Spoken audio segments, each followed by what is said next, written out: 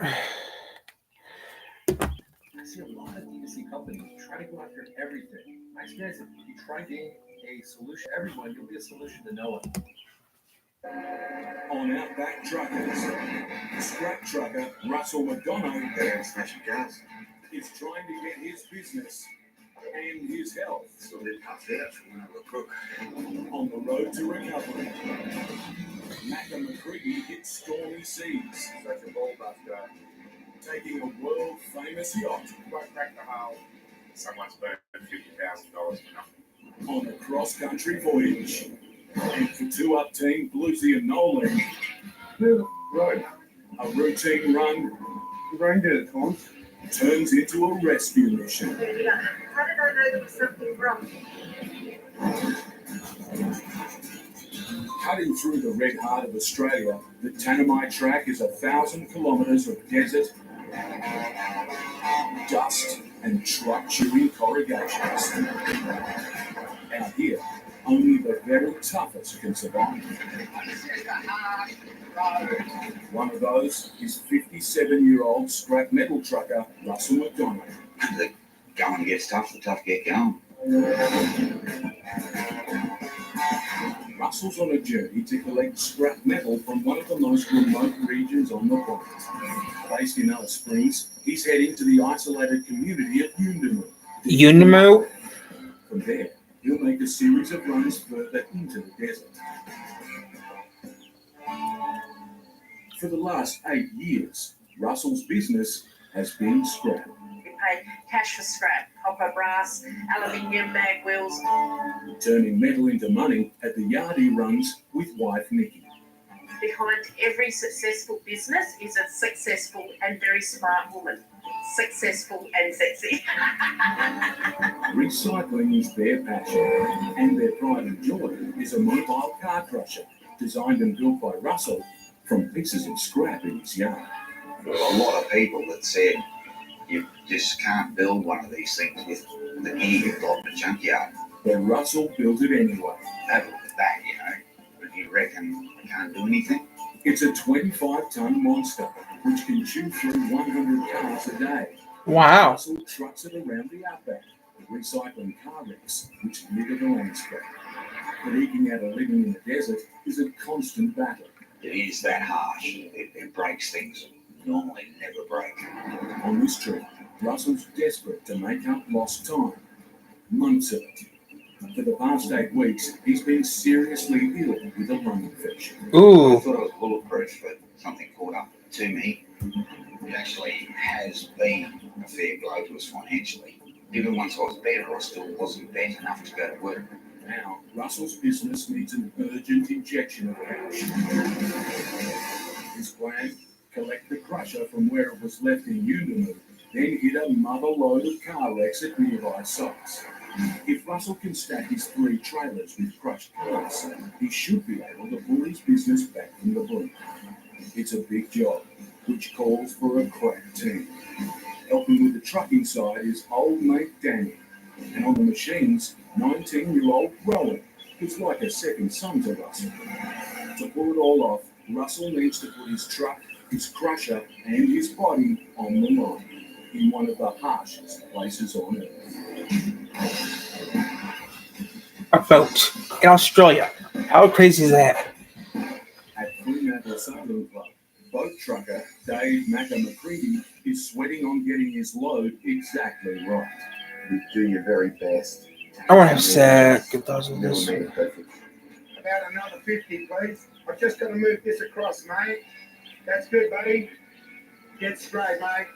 This is right in the middle there. He's loading a 12-metre long, 7.5-ton racing yacht. Racing yacht. It's never meant to be carried over land. They don't actually design them to be trucked across some of the roughest bitumen roads in the world. Okay, you can put it down at that, Dave. There's a lot that you have to kind of get your head around. And this is absolutely the moment of truth. It takes quite a bit of patience and sort of foreseeing what could go wrong. I've been doing it for a long, long time. 34 years, in fact, with all sorts of loads. But boats are Macca's specialty. You know what? I haven't even scratched one. Touch wood. This won't be the first.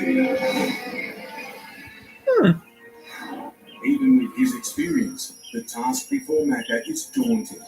He's got to move this boat 5,000 kilometres to a prestigious sailing regatta near Airlie Beach. Coast to coast. That's further than crossing the Atlantic. But on this voyage, you'll have to navigate some of the most brutal bitumen in Australia. Wow. The scouting gun for the regatta won't wait. Macca has just 8 days to get the job done. Rocco forward a little more, mate. Wood. People have faith in me that I can get it done. I find myself waking up. That's coast to coast. That's not easy to My do. brain is calculating, is that measurement correct? Will that fit there? How will the boat sit? Bow down, bow up? Also weighing on his mind is the knowledge that this isn't just any yacht. This is Hitchhiker. She's a piece of sailing history. In the 1980s, she represented Australia at 2 Admiral Cups. Wow. Cutting-edge design made her one of the fastest yachts in the world. To build, she cost close to $800,000. But to her millionaire owner, Peter Briggs, she's priceless. Well, it's a great pride. This is a part of my life, and has been for a long time. This boat in a funny little way. The excitement it can give you keeps you motivated to want to do things in life. Keep going. Trucking a yacht across Australia isn't cheap. Her return ticket will cost $50,000. 50,000 Australian dollars. And a lot of times, That's not good. It all One adds Australian dollar is equivalent to 20 US American bucks. A precious, fragile load, a brutally long road, and a deadline which can't budge. Yeah, one Australian dollar is equivalent to 20 bucks American.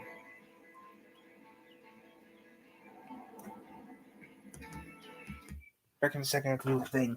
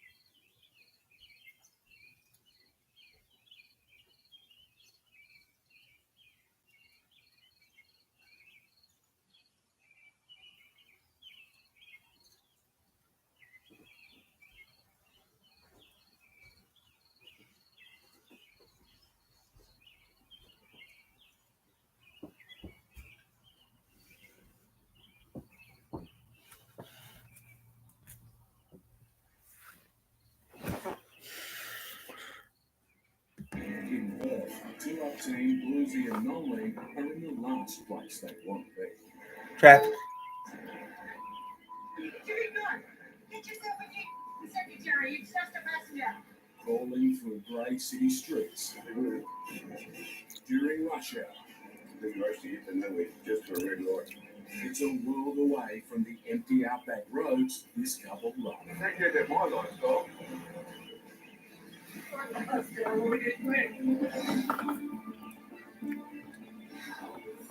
Once they clear Perth, they'll be heading to the mining town of Kalgoorlie. It's a 1200-kilometre round trip deep into the goldfields of Western Australia. 600K, that's not bad. That kind of run could get you through 6 countries. On this trip, they'll be lucky to see 6 towns. Bluesy's been driving solo for more than 30 years, but for the last 6, he's shared the cab with his partner, Nora. He looks after me and protects me and makes sure I'm safe. And the boots on the other foot. Driving 2-up means watching each other's back. When he's climbing all over the trailers and chaining things down, or even when he's driving in traffic. He's got 2 sets of eyes in the truck, not one, because I'm always looking after him. this trip, they'll have to take on one of the busiest outback highways in Australia, in the rain and the dark. And there's extra pressure coming from the boss.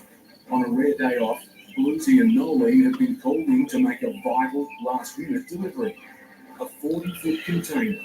It must be in Kalgoorlie by sunrise tomorrow, in just 14 hours' time.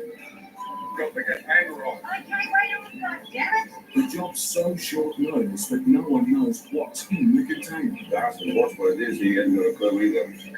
or where exactly it's supposed to go. We're off to Kalgoorlie to deliver. I know where they'll find out.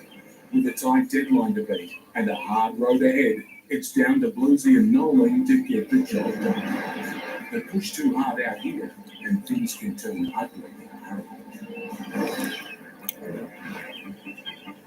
On the Tanami track, north of Alice Springs, Russell McDonough is on his first job since recovering from serious illness. Built up back earlier. Just going to do a little tire check. But only 2 hours into the trip, he's hit his first setback. Still got a couple of tires to change.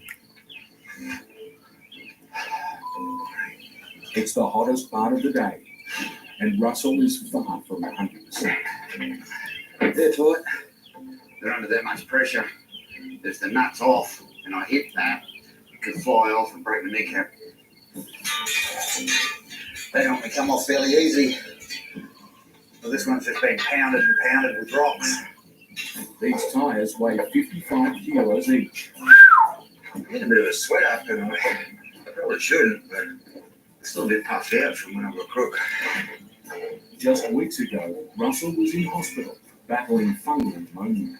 He caught it after breathing in a spore carried in Outback dust. This is his first hard graft since he's recovered, a major test of his health, in a place which breaks even the toughest of trails.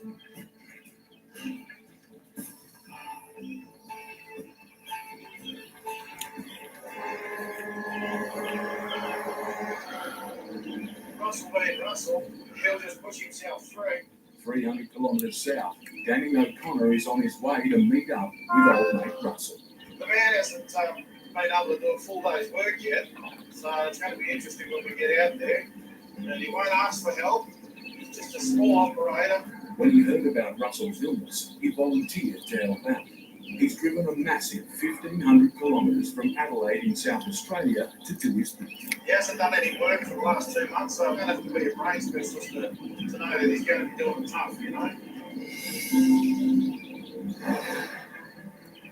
After weeks of planning, Matt and McCready is casting off on this epic voyage. It's a high-pressure job, but he wouldn't have it any other way.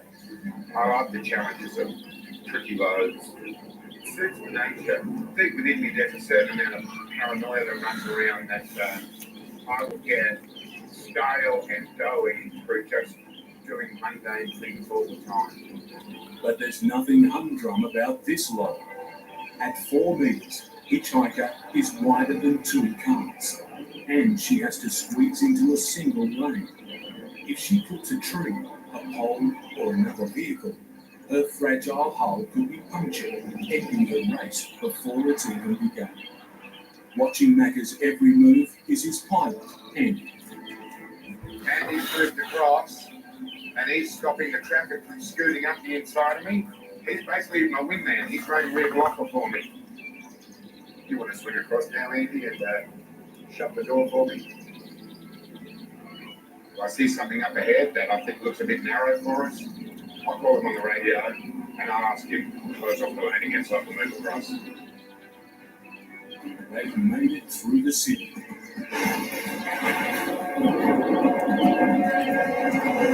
Welcome to the Outback. This is what this shop doesn't like. Only 300 kilometres into the journey, the road is deteriorating fast. When the road's rough, you find it's just concentration levels just skyrocket.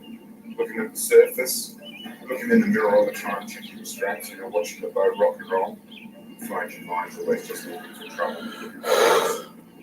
But trouble has found Macca. One of our bow straps, as I can see it, has come loose. Trailer flexing on the rough road. If the strap gives way, The entire front half of the boat would start bouncing, driving the support struts through the hole. How far to go to Southern Cross on, mate? I've got a strap that's working its way loops up on the bow. We've got much further to go.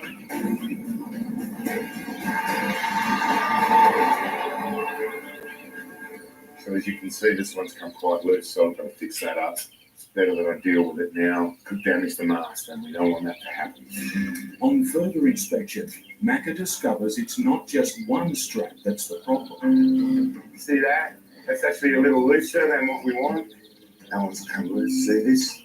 Tweak him up.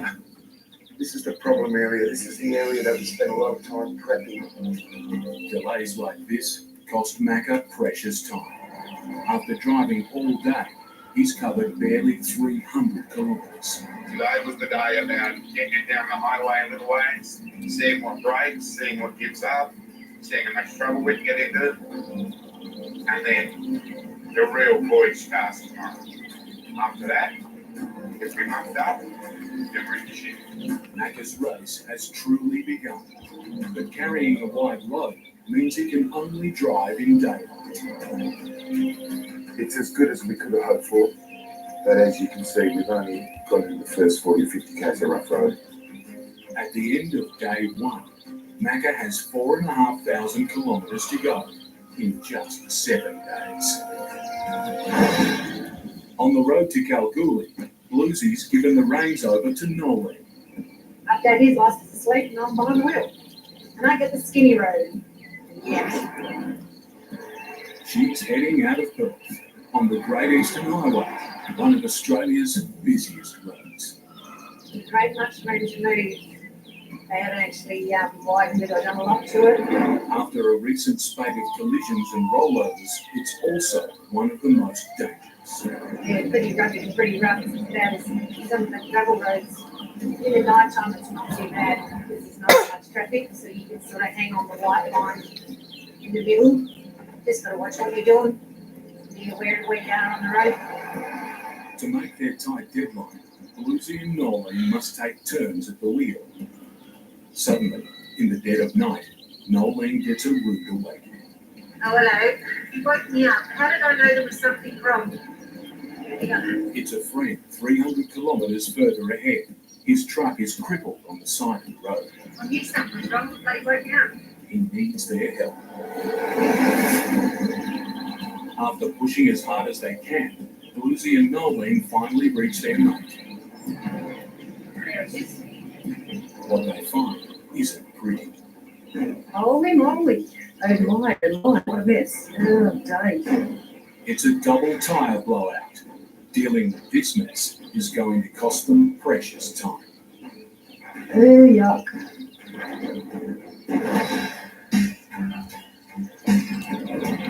In the isolated desert settlement of Uluru, Danny, Rowan and Russell have finally caught up with each other. My job, whatever needs to be done, we just do. You know, just all hands in. Russell's car crusher has been sitting here for months, gathering dust and rust. His first job is to get it going. A loader and excavator are the heavy lifters of his operation. But there's a problem with the excavator. It's actually embarrassing. We've actually forgotten to bring the key out of this little machine. Russell seems to be able to fix everything with a little 6-inch shifter, and I have trouble fixing some things with my whole toolbox. He's a very clever man. Starting up there with the shifter and turning off down here with my hand. No worries. Next job, load the crusher and machines onto the trailers. Make sure everything's right. And then, yeah, go down and smash some cars.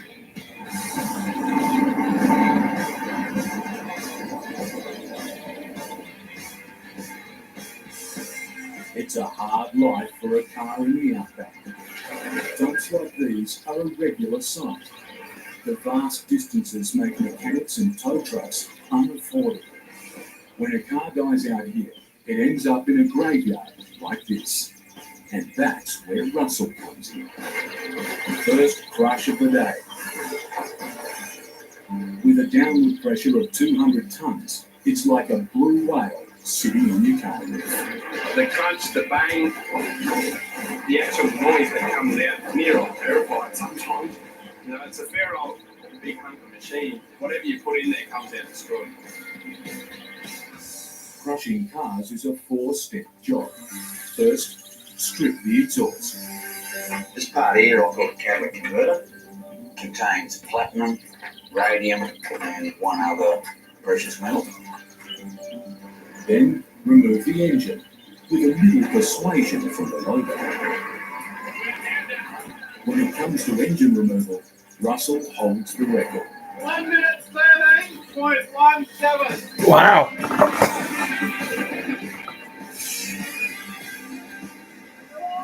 1 minute 43.5. That's not bad. 3. Crush the leftovers. It's neat. Step 4. Stack the bodies high. Get it right, and a dump like this can turn a tiny profit. One catalytic converter is worth $50. A clapped out engine, $100. One rusty wreck, $200. Where most people see nothing but junk, Russell sees payback. So he cleans up the Outback. He need every last scrap of it to get his business back on track. So he cleans up the Outback. On the outskirts of Kalgoorlie, Bluesy and Nolan have arrived at the breakdown site of Friend Peppy. One's taken out the other. I'd say that one there blew first and took out that one. And then he would have popped and gone bang. He's had a dangerous double blowout. To make matters worse, he's blown his drive tyres, which deliver the engine's power. And you can see where the rubber's flapped around and belted all the panels, and it's taken out the light on the back of the primary. The rubber ends up everywhere. And that's what a tyre looks like when it disintegrates. Wow. And there's more bad news. Metal and rubber flying off the tyres has punctured an airbag. Ooh. They're part of the truck's suspension. The leak has dropped the truck so low onto its axles, it's stopping the tyres from fitting on. How are we going to fix this situation, Bluesy? Bluesy tries his biggest jack. But even that can't lift the truck high enough. However, Nolene has brain lock. You want to try and block that bag off? If they can block the leaking airbag, they should be able to raise the truck by pumping up the others. Nolene thinks she's found the right path for the job. Take that, Jennifer. A tap which should close the air supply to the airbag. Is that any good or not? Take your stupid ideas away. Hey, It What? doesn't fit. yeah, go on, blame me. Bluesy has to keep jacking. Finally, one wheel is on, Hang on. but the truck's still not high enough to fit the last one. Take it up one clip. The jack's as high as it'll go. But no amount of manpower can get the tyre on. Repair options are running out fast. Yeah, no, I understand what's happening. Listen, if I put it under here, And there's another problem. While Bluesy and Nolene have spent all morning helping a friend, their own load should have been delivered 10 kilometres down the road 5 hours ago. 10 kilometers down the road. That's not bad. Freddie has been heading east for 5 days. Now he's about to turn north towards the Queensland border. From here, he's sailing straight into cattle country. Ooh, kettle country. There got some stock up there, you say, mate? Rosie, thanks for that, mate. For that, for yes, mate, we're here. We're ready to start slowing down, and we've got an eagle eye out looking for stock. If we get a cow at 80 kilometres an hour, the cow would die for sure. It would drive the bull bar through into the front of the bonnet of the truck, so it would stop the whole trip, and the yacht wouldn't be going any further. So the whole thing turned into an absolute disaster. Hitting cattle isn't Macca's only problem. Where there's cattle, there's cattle grease. Cattle grooves? Wow, that was a rough one. And we hit that last week pretty hard. Yeah, something's definitely come loose. If we leave it unattended, there's every chance the boat could fall off, and we don't want that to happen. That pad has come loose. This is such a fragile hull that the boat won't live with the kind of extra pressure these two pads have got to take. So we can't have this thing rolling around because it will damage the bottom of the boat. If we get a big lever on it to increase the pressure, we'll wind it up too hard. They only have to be there just to stop the hull rocking. The problem's fixed, but every stop means more lost time. If Hitchhiker is to make her deadline, Macca needs to push on. Road service here is pretty good, Andy. What do you feel on up the ante by 10? Finally, it's the Queensland border. Different state. Very different roads. Ooh. This is the worst road that we've been on with this yacht. So for all of us, the hiccups come more now. Back into that trailer, I can see it. It's doing this. On the road, I've got to slow down. Otherwise, the back end of that trailer's coming high. If I crack the hull, there'll be 10 really pissed off guys, and someone's burned $50,000 for nothing. Until now, Macca's been telling his millionaire client all's on track. But now he's starting to worry. We've actually learned to believe we're almost there. He has just 3 days to make it to one of the most prestigious regattas in the world. For Macca, there is no second place. So we're going to look really sad if we have to make another phone call saying, well, we nearly got there, but we didn't quite get there. We sure as shit don't stop now.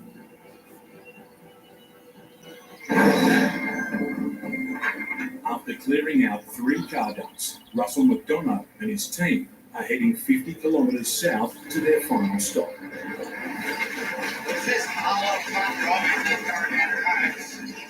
Russell's health is holding up, but 3/4 of the way through the job, he's only managed to crush 1 trailer load of cars. To make money, he needs to fill all 3 trailers on his 50-metre road train. As the team arrive at the last dump, the desert sun is burning white hot. It's now 39 degrees. And the heat is starting to take its toll on the gear. This is the fuel hose we were using. It flattens out. When it gets hot, it just melts, causing the thing to starve for fuel. So we just grabbed a bit of this fuel hose off one of these cars. I don't know how long it'll last or whatever, but it's got to be better than what's on there. While he's only 19, Rowan's a handy mechanic who takes pride in fixing the job on his own. He needs to find a spare part amongst the wrecks. But while it's gone, Mr. Fix-It takes over. Fitted a new suction hose to the lift pump, cleaned out the course filter. Just got to bleed it up now, which is just pump the fuel through till there's no air coming out. Russell may have done the job, but Rowan's not happy. It gives you this sometimes. And all it's doing it.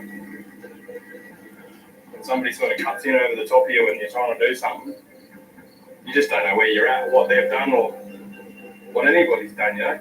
It's just like, why didn't you stay away in the first place? He should be getting his crusher ready, but he's not, you know? Crusher ready, Kim Wasabi? After 5 long, hot days in the Outback, Russell's crew are ready for a break. But at the last car dump, there's a treasure trove of wrecks waiting for them. The traffic's moving again. 3 cars at a time.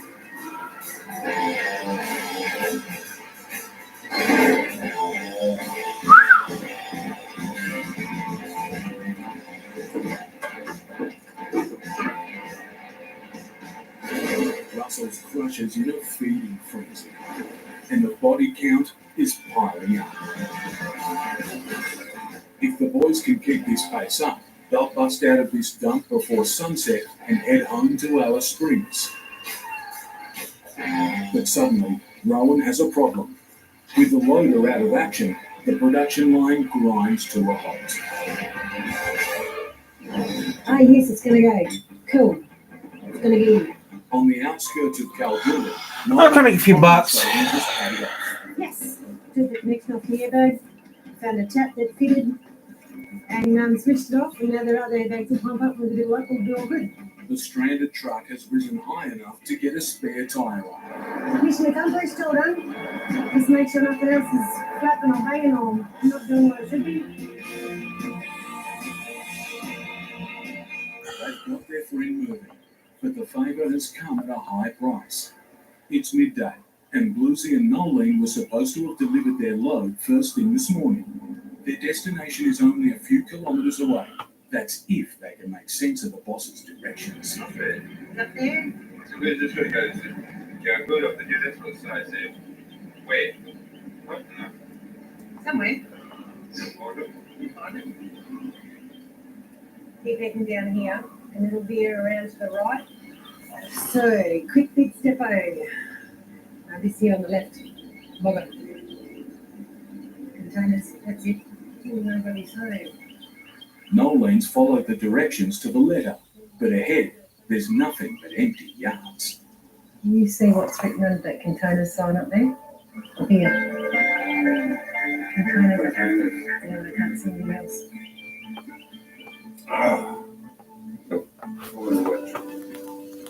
Breakfast.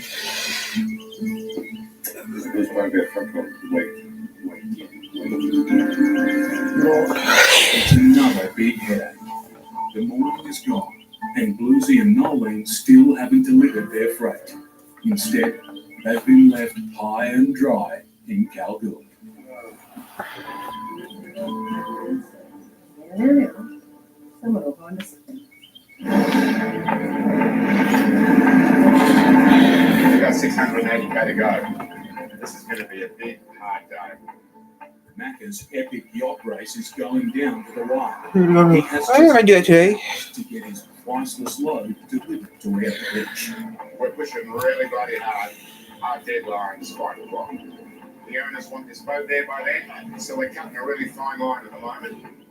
If he's to make it in time, Macca must average 70 kilometres an hour. Every stop and every delay will put him under even greater pressure. But up ahead, there's more slow going. First, some big towns, followed by a long descent through a mountain range. We can't afford any more hold-ups. A leaking tyre is the last thing. Oh no. I literally do not have the time to stop and pump that up. The worst case scenario is it'll blow.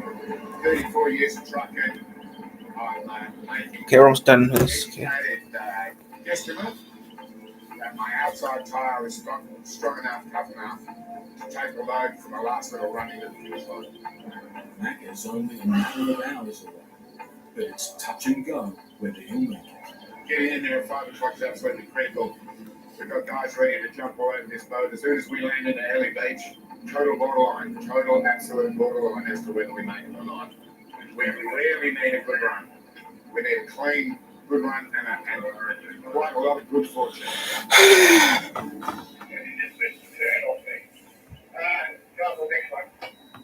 Mate, we just pulled into that gravel parking bay. Are you saying that left turn just before the parking bay is where we should have turned left, mate? Yeah, right. Oh, it's it up. It's a disaster. Where's your book, Andy? Pilot Andy is lost at the worst possible moment. We've got 20 minutes to make it. 20 minutes on bus lead. We're here, aren't we? Right here? So where are you going to take us? We should have known where we were going. There's no value in having a pirate out the front of you, wide load, if he's missing turn-offs and he doesn't know where he's going. After a 5,000 kilometre cross-continental marathon, 20 minutes now stand between success and failure. I'm getting too wound up. We cannot be going taking that the wrong way. We cannot keep making mistakes. One more blue, and I'm going to shut it down. Russell McDonough and his team have been smashing cars at breakneck speed. But suddenly, Rowan and a 20-ton loader have come to a grinding halt, putting the brakes on the whole operation. That's your automatic transmission. I'll check the level this morning. Put the thing back in there, tighten it up. Obviously, it's built up its pressure during the day.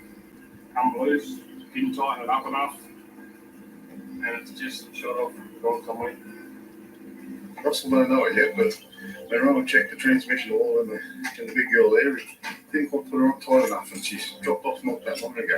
Losing an oil cap is a tiny but serious mistake. I saw him looking here, and then looking here. He's driving very, very fast. I'm trying to find it before I noticed that it was gone. You normally take the filler off and then you set it here, and then you put the oil in, pump, and you put that down, and then you put the cap back on. But if you get distracted, the cap stays sitting here, and then when you're driving around, it fall off. Rowan needs to find the cap, and fast. Because of the rough environment that we work in, the amount of dust that gets down in there, it can damage the transmission. Like completely wreck it. It's another test of Russell and Rowan's relationship. I mean, Russell's pretty particular, you know, you make sure he does everything right, and that's annoying. I might make mention that I've had this loader for 6 years and haven't got lost yet, till now. I was driving it, my responsibility, and then, you know, the brakes or gets lost. You get held responsible for it, sort of thing, and that's my fault. I can't blame anybody else. The whole job is resting on Rowan's young shoulders. If he can't fix the problem, it'll be game over, and thousands of dollars in scrap metal will be left behind. Money Russell can't afford to lose. In Kalgoorlie, Bluesy and Nolan are playing a trucker's favourite game, waiting. After missing a deadline by 5 hours, they're starting to wonder if their customer has given up on them. Yeah. Maybe. Hello? If in doubt, call the boss. Hello? You ring this up here and then we're here. You go down there? Yeah, I'll show the gate first. Yeah. No problem. Alright. Turns out they've been waiting at the wrong place. The yard is a few hundred metres further down the road. At last, Bluesy and Nolan can offload their freight. Okay, that's not bad. Hey, But the job's not over yet. For the return journey, Bluesy and Nolan have to take an extra trailer. The best way to travel is to stack it. But after a long day, nerves are a little frayed. Here's the road. Right into it, Tom. Let's get the job done. Finally, last task, hitching up a tipper trailer the boss has just bought. It's empty and should be easy to hook up.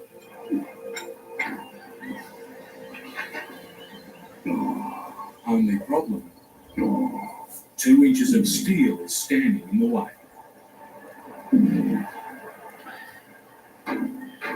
It's part of a different hitching system and it won't work on Bluesy's truck. I thought it was just 2 bolts undone, and that's it. Wrong. If Bluesy is to tow this trailer, he'll have to get it off. Now we're trying to check them, right?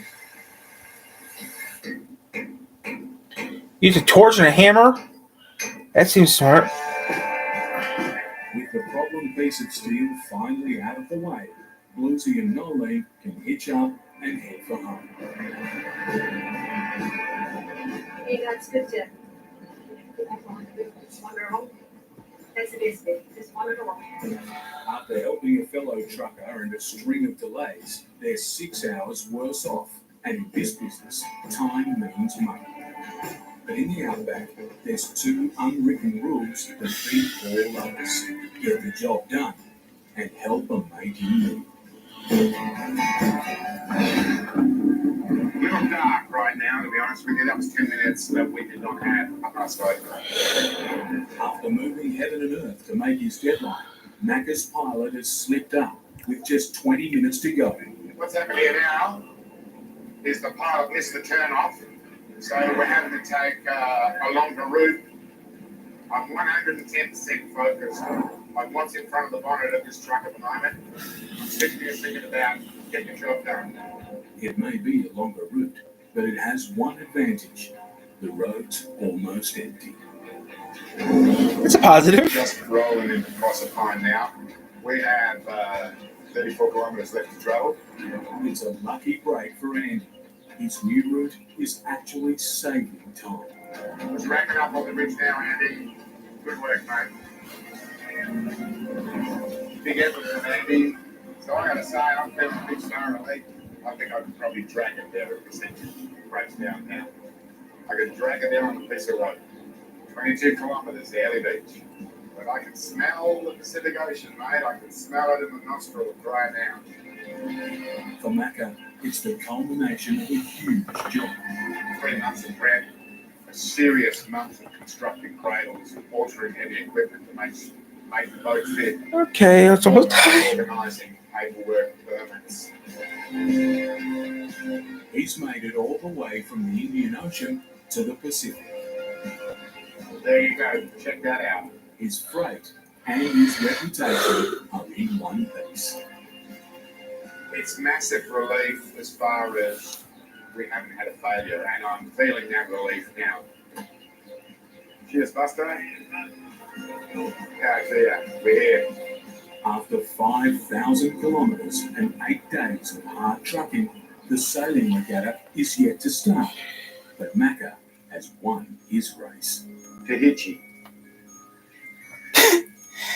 A lost oil cap has stalled Russell McDonald. This was all me, unfortunately. Without it, the loader's engine could be ruined. So we don't have another one, so we're going to put something over it. A makeshift rubber stopper will have to do. That'll probably go on too.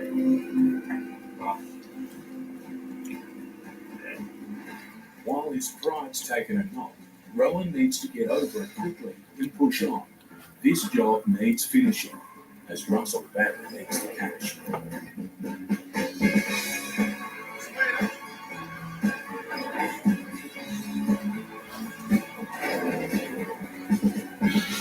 It's a lot of scrap.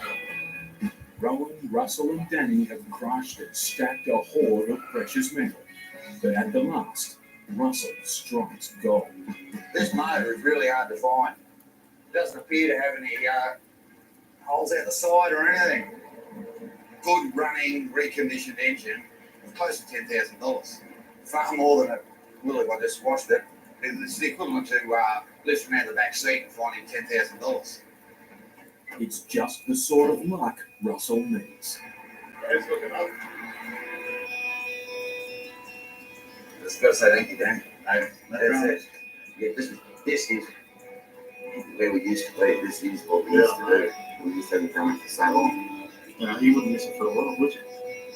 Yeah, you got to be mad, eh? Yeah. It's been 5 long, hard days.